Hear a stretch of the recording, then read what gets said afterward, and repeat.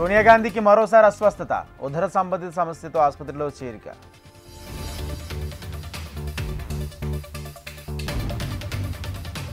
ఇవాళ విశాఖలో సీఎం చంద్రబాబు పర్యటన. ఈ నెల 21న యోగా డే ఏర్పాట్లపై సమీక్షించనున్న ముఖ్యమంత్రి.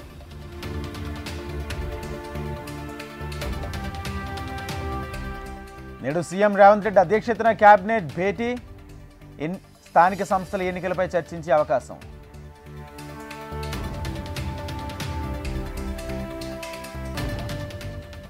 ప్రముఖ ఎన్జీఓ సంస్థలతో తెలంగాణ ప్రభుత్వం ఒప్పందం. సీఎం రేవంత్ సమక్షంలో ఎంఓయూ కుదుర్చుకున్న విద్యాశాఖ.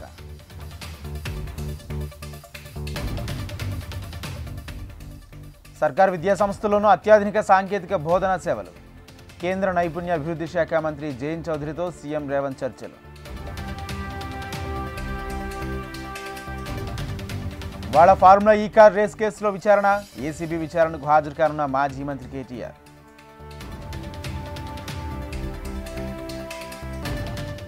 సూర్యాపేట జిల్లా ఆత్మకూరు నమ్మికల దగ్గర పోలీసుల వీరంగం.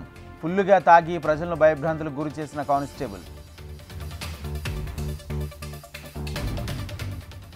గద్దర్ అవార్డుల వేడుక విజయవంతమైందన్న దిల్ రాజు. తెలంగాణ సీఎం రేవంత్ రెడ్డి మంత్రులకు కృతజ్ఞతలు.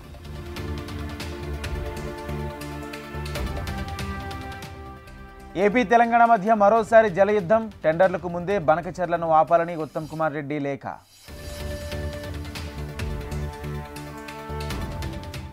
కేంద్ర వాణిజ్య శాఖ మంత్రి పీయూష్ గోయల్ సీఎం చంద్రబాబు భేటీ.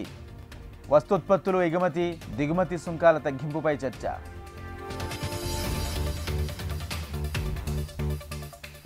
చంద్రబాబు పాలనపై మాజీ మంత్రి రోజా విమర్శలు. ఏపీలో సుపరిపాలన ఎక్కడ జరిగిందని ప్రశ్న.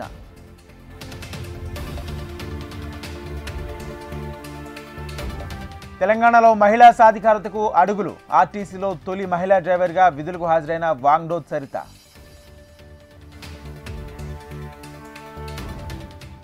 ఎన్నికల హామీలను అమలు చేస్తున్నామన్న అడ్లూరి లక్ష్మణ్. ప్రజల ఆకాంక్షలకు అనుగుణంగా ప్రజాపాలన. గట్కేసర్ పరిసరాల్లో ఇంజనీరింగ్ విద్యార్థి అదృశ్యం.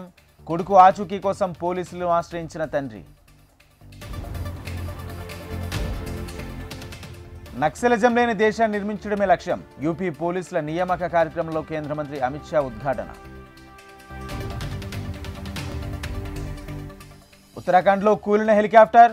గౌరీకుండ్ ప్రమాదం. 7గురు దుర్మరణం.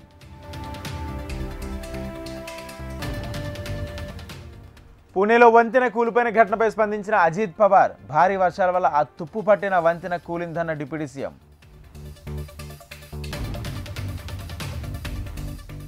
ఇవాళ మధ్యాహ్నం 2 గంటలకు రాజ్కోట్కు విజయ్ రూపాణి పార్థివదేహం. సాయంత్రం 6 గంటలకు ప్రభుత్వ లాంఛనాలతో అంత్యక్రియలు.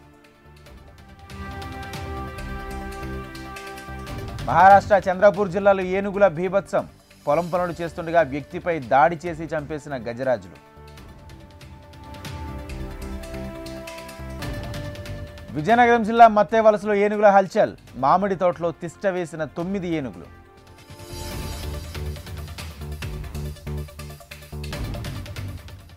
జర్మనీ నుంచి శంషాబాద్ ఎయిర్పోర్టుకు వస్తున్న ఫ్లైట్కు బాంబు బెదిరింపు.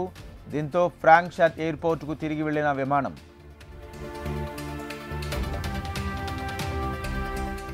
ఇరాన్ విదేశాంగ శాఖ మంత్రి కీలక ప్రకటన. ఆత్మరక్షణ కోసమే ఇజ్రాయెల్పై ప్రతి దాడులు.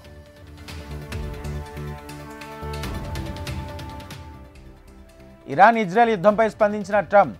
తక్షణమే 2 దేశాలు ఒప్పందం కుదుర్చుకోవాలన్న అమెరికా అధ్యక్షుడు.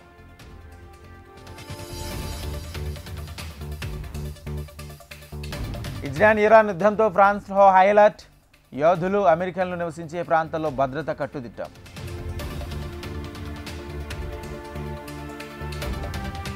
ద్రోణి ప్రభావంతో తెలుగు రాష్ట్రాల్లో పలుచోట్ల భారీ వర్షాలు. ఇవాళ ఉరుములు మెరుపులతో కూడిన వానలు కురుస్తాయన్న ఐఎండీ.